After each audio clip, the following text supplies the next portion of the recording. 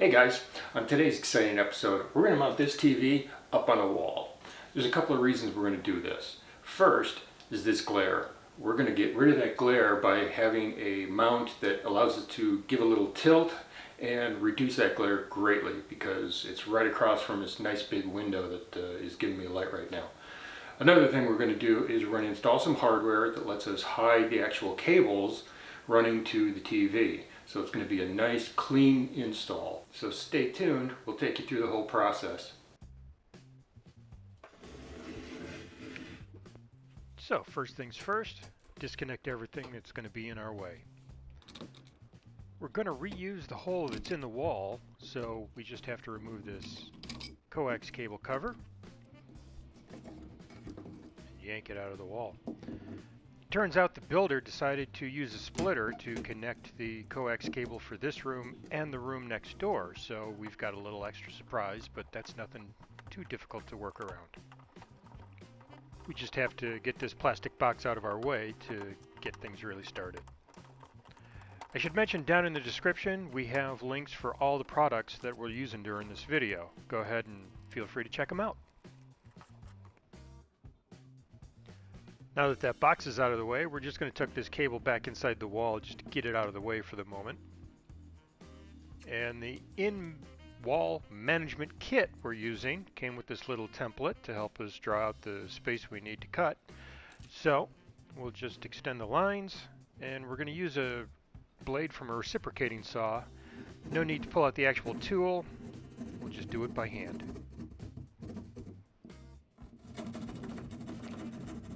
And if you can't tell by now, it doesn't have to be extremely precise. We just need to make sure we get this right edge so we can fit the box inside.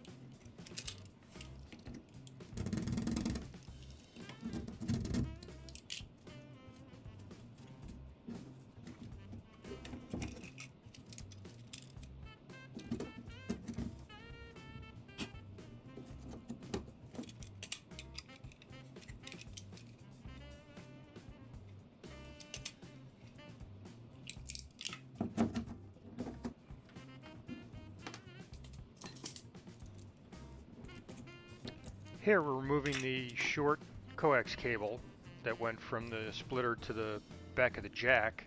We're going to replace that with a much longer cord. And here we're just using the old magnet trick to find the screws holding the drywall to the studs. I found in this house that the studs aren't always 16 on center, and they're a little bowed sometimes, so it helps to figure out exactly where they are. Here we're marking the template space for the upper box, which is directly above the lower box.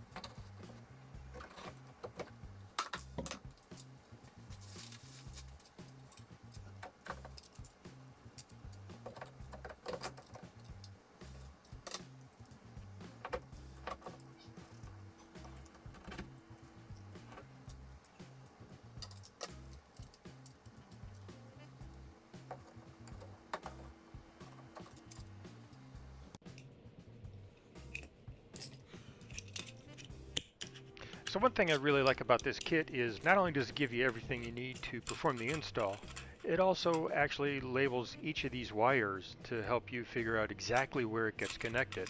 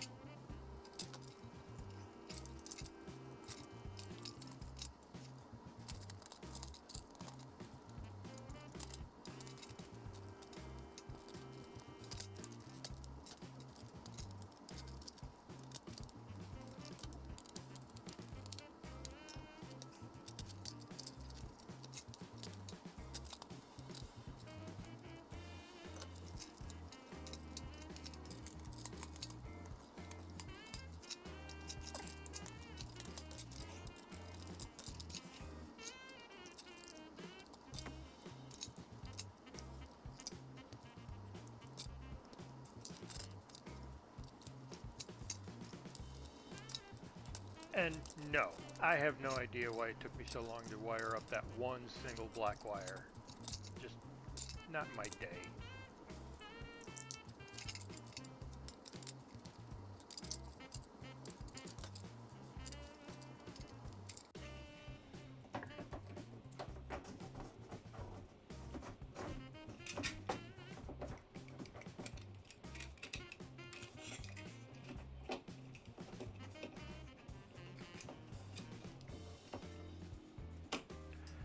So the plastic conduit box that will hold the high voltage wires doesn't need to be connected directly to a 2x4 stud like usual construction.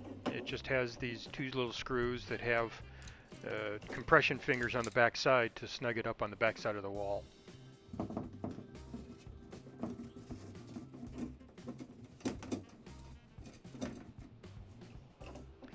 And just my luck, I wasn't paying attention when I installed the upper box. It has to be on the left side of the hole, so I get to redo some work.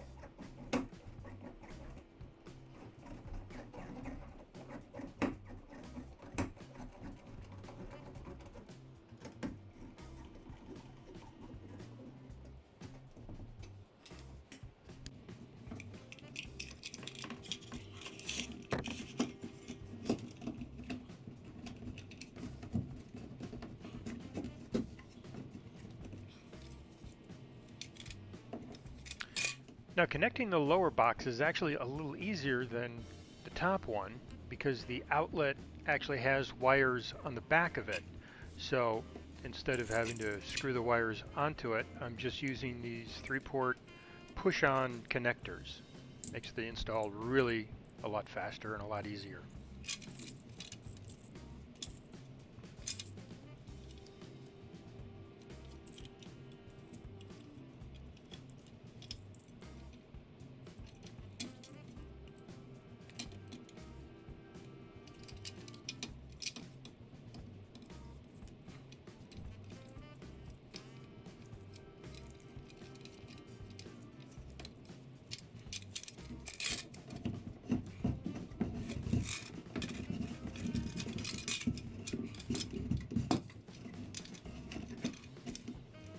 And just like the upper box, we just have to put the cover in place, and the install for this cable management box is all complete.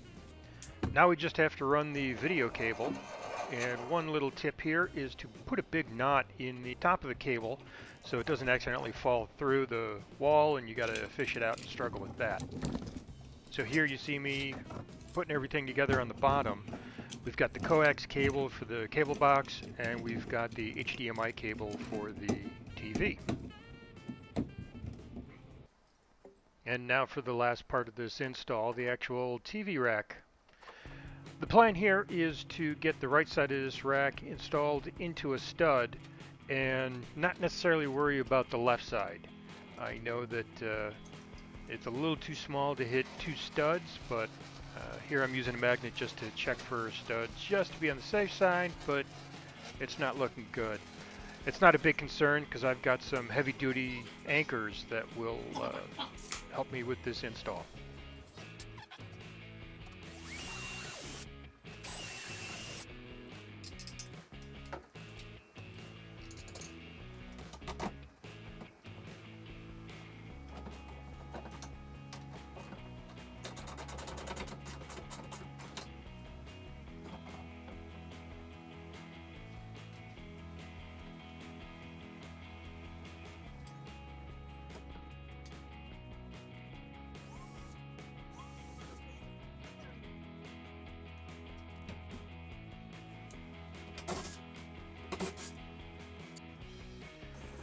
Here I'm drilling a 3/4 inch hole into the wall, and you may think that's a pretty big hole for an anchor, but yes it is. It's because these things are massive. You see these, the three fingers. What's going to happen is we're going to poke that through the hole, and then those three fingers are going to stick on the back side of the drywall and provide a super secure frame for whatever we put. These things can be used to install safety railings for showers and such, so they've got a tremendous amount of holding power and can do the job.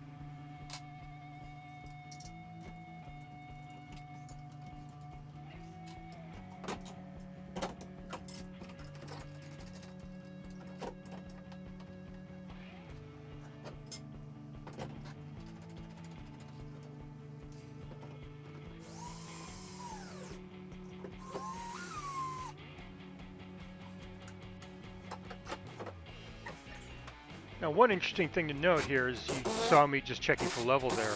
You don't actually have to worry about it too much. The actual arm actually has the ability to change the diagonal of the TV a little bit, just to make it easier to perform the install and get that perfect setup that you're looking for. With everything snugged down to the wall, it's now time to hang the TV. Simple little way to hang it. There's little fingers on the top of the braces, and here you see me tightening up some screws that are on the bottom. They just sort of lock into place, so the TV will not go anywhere. You can yank on it as much as you want. As long as these are snug, it's going to be rock solid.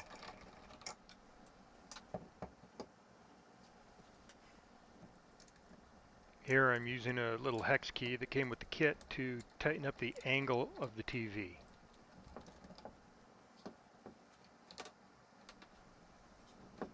The kit also comes with a couple strips of Velcro, so it helps to do the cable management and make everything that much nicer. One little thing to note about this HDMI cable, it came with the cheetah mount, and it works great in every application except for one that I've come across so far. An Amazon Fire Cube needs an 8K cable, even though it's not an 8K device. So if you have one of those, buy another cable. Here I'm just taking off the feet from the TV. Since it's hanging on the wall, we don't need them anymore, but I'm not going to throw them out. I like to keep them just in case we decide to take this TV off the wall and have it standing. We'll still be able to put it back and not have to deal with any issues. Here's a little tip. That hex driver that came with the kit, use some Velcro to keep it in place so it's always handy whenever you need it.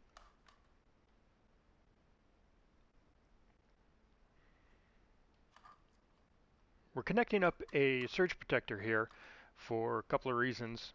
Mostly because there's more than one device to plug in, and I want to make sure that everything's got a little protection from surges. So we'll daisy chain the TV off of that surge protector, and the surge protector will also power up the cable box and the DVD player. And that is it. We're done with this install.